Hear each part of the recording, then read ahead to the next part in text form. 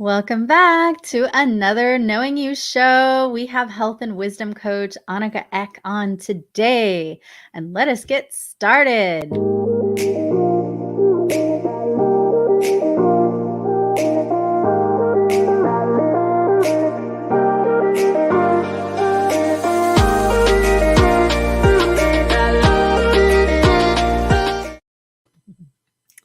All right, Annika, welcome to the show. Thank you, Tiffany, for having me. I'm very excited to be here. Likewise. Let me tell our audience a little bit about you. So, she is a health and wisdom coach and the founder of TrulyU Health Wisdom.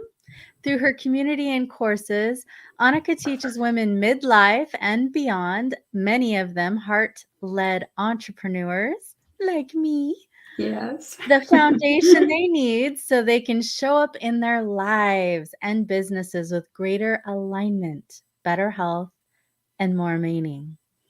As a nutritionist, she focuses on anti-inflammatory eating, cooking, and living. As a wisdom coach, she introduces her students to wisdom practices from around the world that empowers. Annika is also a Ph.D. student in wisdom studies in Ubiquity University and a lifelong learner. She loves cooking, knitting, gardening, and favorite foods are berries and dark chocolate. I'm a gardener too. and I'm currently doing a bunch of anti-inflammatory eating, and yeah, this is all good stuff. So thank you for sharing your wisdom with us today. No, my pleasure.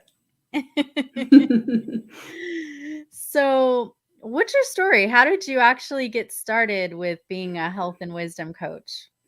Yeah, so it's not something you see when you apply to college or university, right? It's not like It's the not? health and wisdom combination. So, but for me, I'm originally from Sweden, and my first degree was in economics, and then I started working with computers, and I ended up moving to Canada, starting a family, and I got sick shortly after our first daughter was born, and I ended up sitting in my doctor's office one day and being handed a prescription. And I guess innocently, I asked, how long do I have to take these pills? And I was basically told for the rest of your life, most likely. So at that moment, I just had heard this kind of no in my head. And I knew I had to take charge of my health in a way that I hadn't before. So I went home and I had one single book on health. And I started reading cover to cover. And I made a lot of changes very quickly. And I started feeling better. And I realized I'm not going back to computer work. I found something that sort of fires me up. So I started studying one holistic health modality after another and started working with clients. And so that's how the health part came. And over the years, I've had, several health challenges that's kind of driven me deeper into health studies. And I've basically used the functional nutrition lens in a lot of the work I do. And I've also realized that both myself, my family members, the women I was supporting, inflammation was really at the core of a lot of their problems. So that ended up being my focus. And the wisdom part came from, being a lifelong learner. I was like studying all these consciousness studies for probably for like the last 25, 30 years. It's just something that was just had a voracious appetite for. I kept learning, but I didn't really share that with my clients, at least not on my business card. I probably used it when I was working with them. But a few years ago, I ended up being sidelined. I had to leave the clinic I was in because I wasn't feeling well. And it was a time for me to kind of reset to see what I was going to do. I was like, do I want to do this? I knew I wanted to do it in a different way. So that's where I basically knew I had to put the wisdom on an equal playing field. So Getting that whole mind, body, spirit component. yes, yeah. Okay. All right. And you had mentioned that you work predominantly with midlife women. And what does that mean to you? And how is that different from women who are maybe in their 20s and 30s? Yeah, Can you give us some insight there? absolutely. So I think the time when a woman enters midlife, and in my mind, that's 40 and above, shift starts to happen both on the inside and the outside at the same time, and it can often be a very uh, difficult time in a woman's life, but I think it is a time that sort of defines the rest of our lives. And if we can get that time somewhat right, because there's no perfect, right? So it kind of sets a stage for a really meaningful rest of our lives. So things that happen, we know our hormones starts shifting, going all over the place, from like late 30s into early 50s. And it's often also this thing that things we enjoy doing, whether it's career or hobbies and just hanging out with certain people, we may not like that anymore. So it's like our soul is starting to demand more place in our lives. It's like, okay, it's my turn now. So it's a time for a lot of change. And it's also when we can't get away with a lot of things that we were able to do when we were younger. We can't, get away with not enough sleep. We can't get away with eating a bunch of inflammatory foods. We'll get tired. We may start gaining weight when we never did before. And things are just shifting. And it's a time when I think we're wired to start this wisdom path. Mm-hmm. And if we can do it consciously, all the better. So I think it's just making women aware that this is a time when we change, shifting gears, right? So Yes. that's why it's so rewarding. And especially as a woman who's been through this myself, I'm very inspired to help this woman because I know what it's like. And I know that it's actually the best years can be ahead of us with the most freedom and the most impact. So, I've definitely seen some shifts within myself. mm-hmm. I'm now mid-40s, and these last few years, I've noticed my hormones doing weird stuff Yeah. and how it's affected my mood, my weight, and things are definitely different now than they were 5 years ago. Yeah. Yeah. Yeah. But And think of now it as an opportunity. It's an I'm opportunity. how so? Well, these years when we're transitioning are hard, but once the transition is over, I think some terminology I've heard that I like is it calls that we've been upgraded. It's like we're in this heightened state of awareness and connection all the time instead of just during our cycles, and Mhm. uh, and we basically were forced to improve our self care. And the thing is, when we start taking better care of ourselves, we also usually take better care of the planet in the process, right? So, and it kind of brings us from maybe having more impact on a smaller plane to getting ready to step up and be part of this bigger solution. Mhm.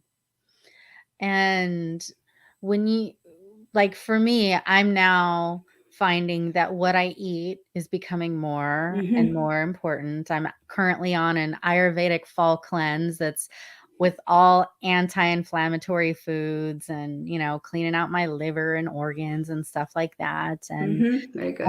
and I know that you value and the importance of an anti-inflammatory lifestyle. So Mm-hmm. can you describe what that looks like and feels like to us?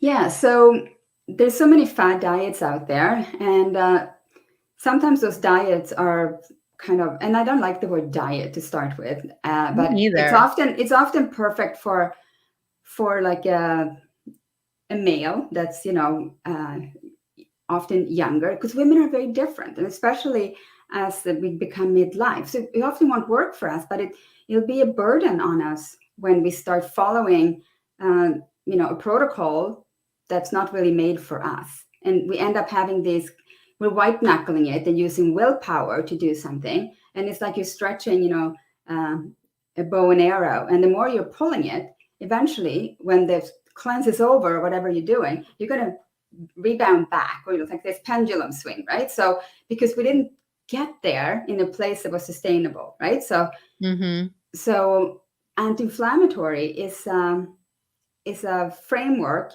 that's so helpful to almost everything, and it's not a fad thing. We just don't want to do things that are inflammatory. And what does that mean? Like, it means like not getting enough sleep is very inflammatory because it messes with your blood sugar. The next day you're going to have more cravings, and our mental focus is not going to be as good. So I always think about that our day starts at night, right? Like it starts by making those conscious little everyday decisions.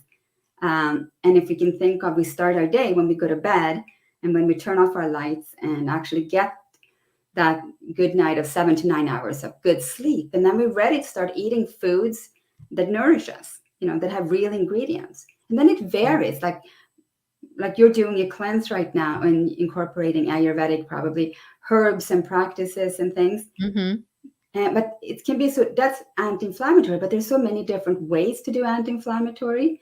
It's a lot of it is just eating real food and not eating it all the time, not eating food all the time, and just consciously eating it and getting Mm-hmm. organic produce and preparing it with love and care.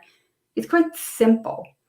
And it's just It's getting away. simple, Yeah. but it's also time consuming to eat healthy. I Mm-hmm. mean, I had to hire someone to help because I don't have 3 hours a day that I want to allocate towards making sure that I'm like constantly eating high vibration, anti-inflammatory quality organic food. So, what do you suggest that can help bridge that for people who need to make those shifts? Yeah, I think it's sometimes a belief system that healthy is complicated, expensive, and takes a lot of time. It's not always true. So Yep, that could be nixed out of our yeah. So, vocabulary. but if you're able to hire someone to prepare the food for you 3 hours a day, good for you. But I don't think that's available for everyone, right? So we want to make sure that we just learn the basics, right? What we want to do, like eat different colors of your food. Make sure you eat the healthy fats, whether you're pouring a vegetable oil in your pan or avocado oil in a glass jar that's not clear. That's the same amount of time, right? Sometimes it's just about the choices we make when we go shopping, and supporting your local organic farmers is really important, both from an environmental point of view, but also from the nutrition you get, right? And that food comes with more nutrients because the soil is more alive. But I have developed a whole framework around this that I teach in I have an 8-week program, because it's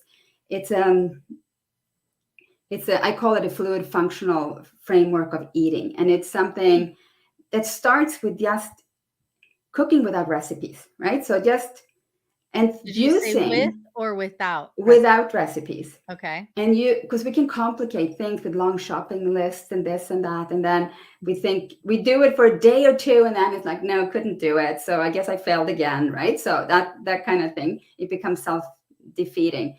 So you just want to, okay, scratch all that. Okay, here I am.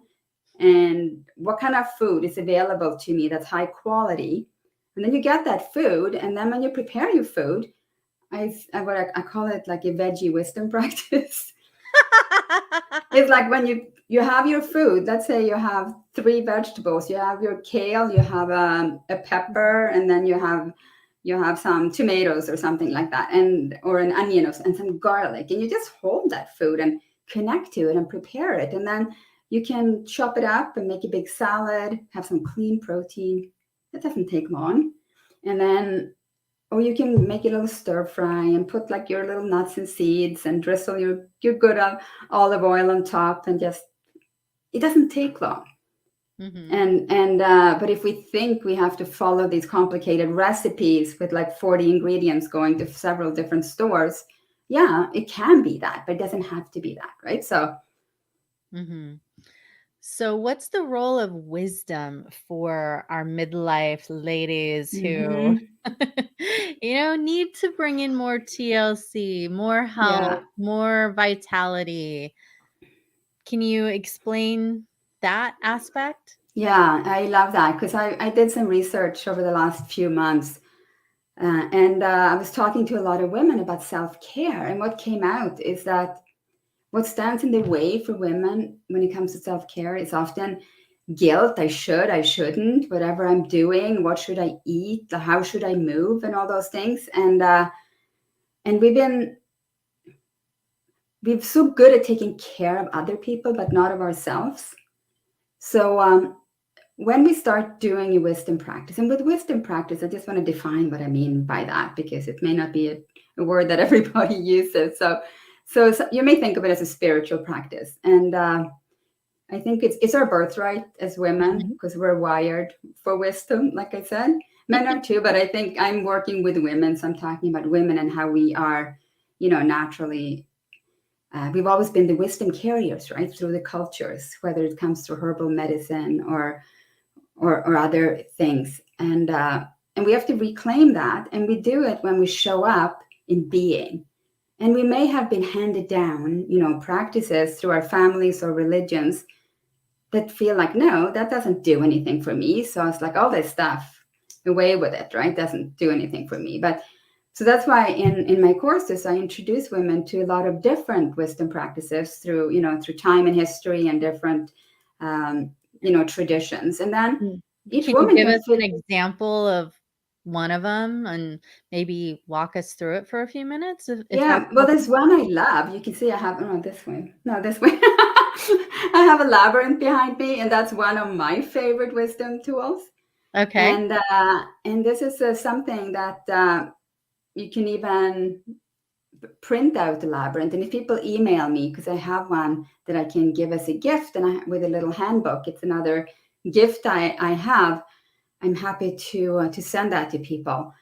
And just the ritual of walking a labyrinth. Like I actually this summer I put a labyrinth in my backyard, a small one, but Mhm. it's like a three-circuit labyrinth, and I go out there all the time, and it centers me. That's one of my wisdom practices. Or I do this wood one. There What's it is. the symbolism of the labyrinth Yeah, to you? Like, how does it bring you wisdom? yeah. So this labyrinth here that I have behind me, that pattern is from the Chartres Cathedral. It's inside that cathedral on the floor there, and it's a very famous labyrinth. But these are archetypal patterns that we are able to tap into through our heart and soul, right? Not through our mind. My mind thinks, what does it matter me walking like this, back and forth, up and down? I just get dizzy, like that's not the point. But your heart's going to tap into this pattern. It's going to snap into this pattern, and you're going to be able to connect to that frequency and the wisdom of that pattern. And these are ancient patterns that we've used for centuries. There's a reason, right? And there's so many of these tools that come from all these rich traditions that are available to us these days when we really need them, right? So, Okay. Can you give us another example of how we can get better with tapping into our own wisdom and using it to help with health? yeah, yeah. So I think of it that we build our little chest of wisdom tools, right? And Yeah, because different tools fit different moments, yes, yeah, right? because when you have a really One hard time getting trigger focused, or resistance to something might require tool number 3 or tool number 7 in the yeah, toolbox. yeah, let's say you're already very grounded and you're very calm. You just sit down, close your eyes, and you meditate. That works really well for you. But maybe let's say you're coming at the end of a really busy day, and you have to get yourself collected, go make dinner for your family, and help your kids with homework or whatever it is you're doing. And you actually need something. That's when maybe walking a labyrinth, using your feet, or basically grabbing some mala beads, right? To basically something tangible you can hold on, to let that be that portal for you to change your frequency, right? From just doing and doing and doing. So you can transition into that being part, and then really show up like in the present moment for whatever the next thing you're doing. So, and the thing is, when we get more of these under our belt, Mhm. it's going to be easier to make the choices that are you really want to make, right? You say I want to do all these things, but in the moment versus what you say you want to do can be very different. There can be a gap there, right? Have you ever experienced that? Mhm. Yeah, I over time, I've learned because it means that something new, something different, something better, some sort of upgrade is beckoning me to the other side, and I have to get to that other side through the gap. When I was in my 20s, I hated the gap. I wanted to control the gap.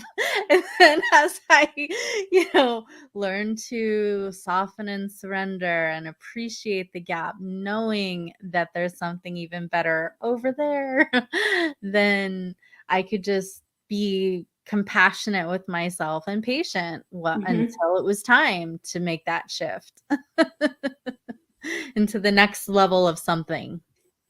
Yeah, yeah, because it's people think it's all those big choices we make in life that define our Not lives, but as always. no, but as we get older, especially midlife and beyond, it's our little everyday choices that define sort of our lives. And when we can actually make those choices, let's say you decide that you're going to eat a certain way, and there's something that becomes very tempting that you don't want to eat because it's not, it's not, you're not going to feel great after or whatever.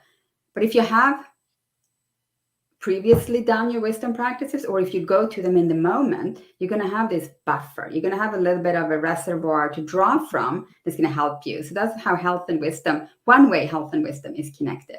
We're Mm-hmm. actually, we don't have to fill ourselves from that sugar high or whatever it is. We're able to kind of fill ourselves from the inside through these practices. So And I know that you have more wisdom and tools available to us. You have a free gift for us. Can you tell us more about your gift? And I'll go yeah. ahead and I'll put it here, a link to it on the screen so everyone can see that. And it's also in the description, so you can get it there too. Yeah, thank you for the opportunity to share that. So it feeds very well into what we were just talking about, making these choices. And it's often about habits, right? And I call it how to plant new positive habits for a life that fits. And I'm using some ancient wisdom teaching and modern neuroscience in this masterclass that I'm gifting you guys. And it comes with a workbook as well. So it's a way for you to really figure out what new habits can serve you at this time, and how do you plant them and nourish them when they're like little seedlings. Because just like little seedlings in real life, they need a lot of care and water and all that stuff, and so they can support us later. Like a tree grows up and gives us shade. So we want to consciously plant positive habits that support the way we want to evolve as human beings, right? So. Yes, because every new level of us Mhm. requires some new habits. Yes, yes. Sloughing off the old ones that Mhm. no longer serve. It's not that they're bad, but it's not what is the best for us now.